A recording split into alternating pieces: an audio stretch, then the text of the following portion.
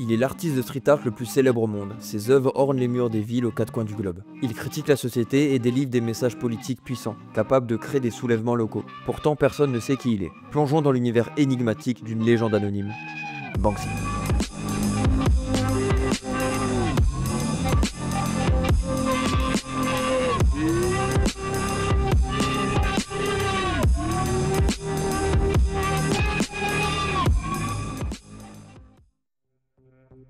On sait très peu de choses sur sa vie personnelle. C'est pourquoi dans cette vidéo, je n'aborderai pas les différentes théories sur sa potentielle identité. Car premièrement, aucune de ces théories n'est vérifiée, donc ça serait vous donner des informations qui n'ont pas grande valeur. Et deuxièmement, et ça c'est mon avis, je trouve que c'est justement ce mystère autour de son identité qui crée son aura. Donc pourquoi vouloir trouver à tout prix son identité? Je vais donc me concentrer sur ce pourquoi il est reconnu. Son art.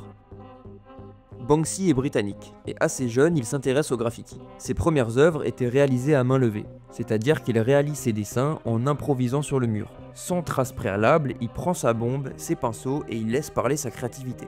Mais il remarque un problème, c'est très long, et en plus c'est illégal. Donc pour éviter d'être arrêté par les autorités, pour lui, le temps c'est la clé. Plus vite son œuvre sera terminée, moins les autorités auront de temps pour l'attraper. Un constat simple mais efficace. Alors que Banksy se trouve à Bristol en train de peindre des graffitis à main levée, il est surpris par la police. Il s'enfuit et se cache sous un camion de livraison. Il attend et il remarque des inscriptions et des marques de peinture en pochoir sur le châssis du véhicule.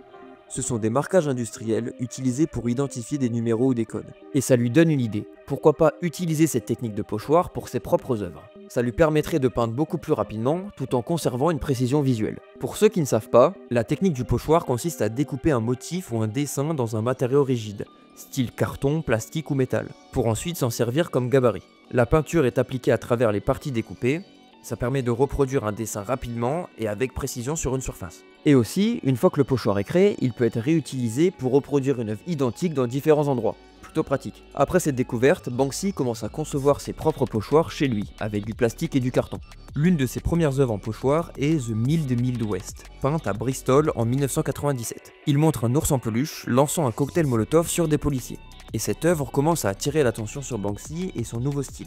Dès le début, Banksy montre un intérêt pour l'anticonformiste, l'humour noir et plus globalement la critique sociale. À la fin des années 90, Banksy quitte Bristol qui était pour l'instant l'endroit où il graffait. Et il rejoint Londres pour commencer à produire des œuvres dans des lieux plus visibles. Ses premières œuvres à Londres sont datées entre 2000 et 2004. C'est une série de peintures appelée The Ra Series.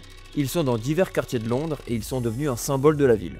Banksy utilise des rats pour critiquer l'élite et la société. Il les illustre dans des poses humaines et résistants. L'un des rats les plus célèbres de Londres tient une pancarte disant « Because I'm worthless ». Parce que je ne vaux rien. Il y en a un peu partout dans la ville et si vous allez à Londres, peut-être que vous tomberez dessus. En 2005, à Newman Street, Banksy peint une fresque en plein jour sous une caméra de surveillance active. Il y a écrit « One Nation Under CCTV », une nation sous surveillance. Il souligne l'absurdité de la surveillance de masse. Les autorités ont ensuite effacé l'œuvre pour acte de vandalisme, ce qui a renforcé son message critique sur le contrôle des libertés publiques. Celle-ci est devenue une icône du street art. En 2006, il graffe Pulp Fiction Bananas, à Old Street à Londres. Il y représente John Travolta et Samuel L. Jackson tenant des bananes à la place de pistolets, parodiant la scène culte de Pulp Fiction. S'abattra la vengeance du Tout-Puissant.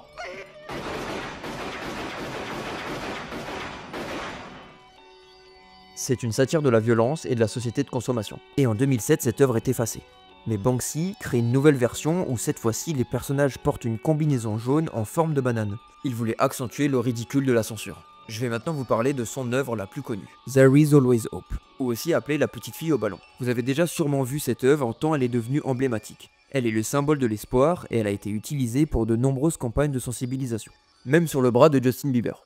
Je sais pas trop quoi faire de cette information, mais je vous la donne. Lors d'une mise aux enchères en 2018, une version encadrée de son œuvre s'est vendue 1,4 million. Juste après la vente, un mécanisme dans le cadre s'est activé et a déchiqueté la moitié de l'œuvre.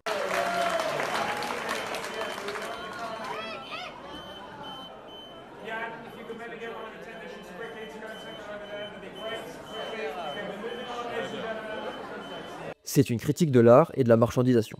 Ce qui est un peu marrant, c'est que la version partiellement détruite, elle a vu sa valeur augmenter. On va savoir pourquoi. Bon, je pourrais honnêtement vous parler de ces œuvres encore des heures et des heures, tellement il y en a et tellement il y a d'anecdotes dessus. Mais pour finir cette vidéo, on va aller en voir une. Pour de vrai. Et je vous emmène.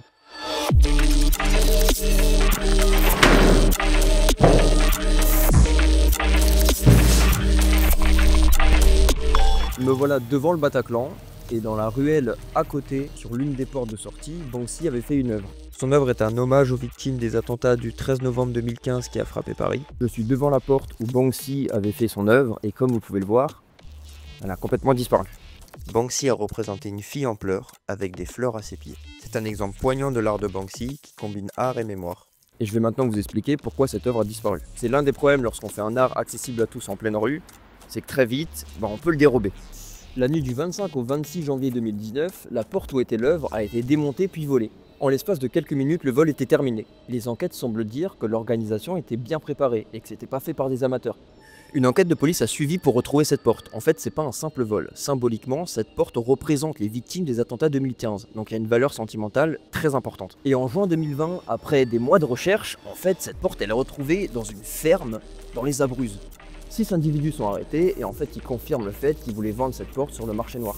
En juin 2022, ils sont condamnés à des peines de prison allant de quelques mois à plusieurs années. La porte a été restituée à la France, mais pour des raisons de sécurité, elle n'a pas été réinstallée. Elle est dans un endroit sécurisé, dans l'attente de son avenir, et peut-être qu'un jour, on aura la chance de la voir dans un musée. J'ai donc repris mon vélo pour trouver d'autres œuvres de Banksy, et à chaque fois, elles avaient disparu. J'avais un dernier endroit à aller vérifier. C'est... pas facile cette histoire. Je suis au 41 avenue de Flandre dans le 19e arrondissement de Paris et ça y est, je suis enfin devant une œuvre authentique de Banksy. Et ça fait plaisir. Apparu le 27 juin 2018, beaucoup de gens perçoivent cette réalisation comme un clin d'œil au tableau du célèbre peintre Jacques-Louis Davis. Mais cette fois-ci, Napoléon Bonaparte n'est pas habillé dans toute sa splendeur, mais plutôt entièrement recouvert d'une cape rouge. Ça pourrait être vu comme le reflet symbolique des dirigeants qui sont aveuglés par la guerre. C'est assez surprenant de voir une œuvre d'art comme ça, être complètement dans la ville, elle fait partie du décor. J'ai l'habitude de voir des œuvres dans des musées, etc. Et ça fait plaisir à voir. Notre vidéo va s'achever ici, devant cette œuvre de Banksy. Merci d'avoir suivi la vidéo et on se retrouve dans 2 semaines pour la prochaine. A très vite.